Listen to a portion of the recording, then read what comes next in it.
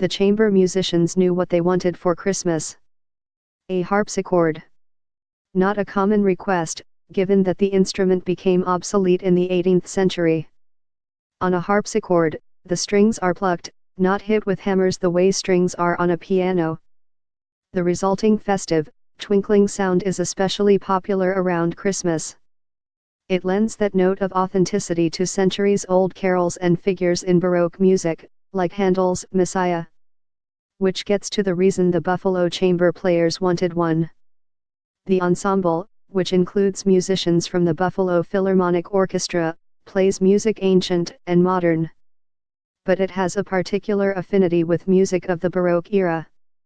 And every time the musicians wanted a harpsichord, they had to rent one.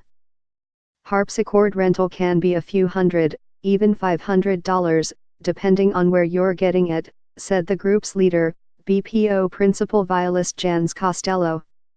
If we wanted one even once a month, that's a lot of money.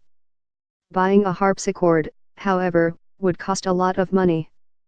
But one was waiting under their feet. The harpsichord languished, it turned out, in the underbelly of Kleinhans Music Hall, in a musty storage area Costello calls the catacombs. They heard about it from Bob Soierda, who has tuned pianos at Kleinhans for years. He knew there was an instrument at Kleinhans. Right below the seats, actually, Costello said. If you look through the floor, there are these oval-shaped metal grates. Those lead directly down to the catacombs. There's a lot of weird, random stuff there, stuff that hasn't seen the light of day for decades.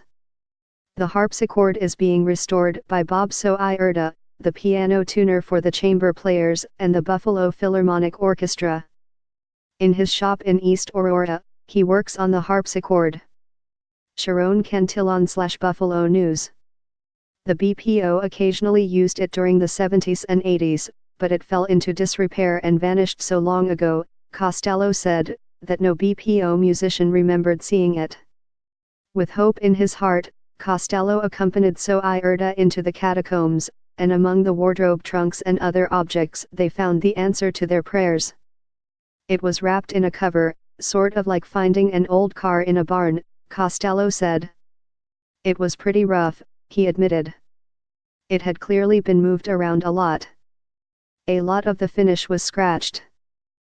Things like that sounds come out, but it's not remotely in tune. You move the levers, it's jammed.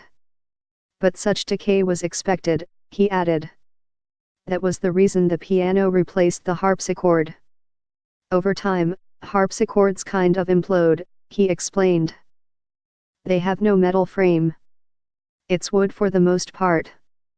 The soundboard of a harp is super thin. If you leave a harpsichord on stage under bright lights without playing it, it'll go out of tune just from the lights. Harpsichords are very temperamental. This one looked as if it could be saved. And it looked as if the project would be worth it.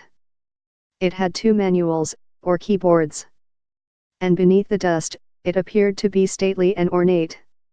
It looked rough, but it's clear it was a quality instrument worthy of restoration, Costello said.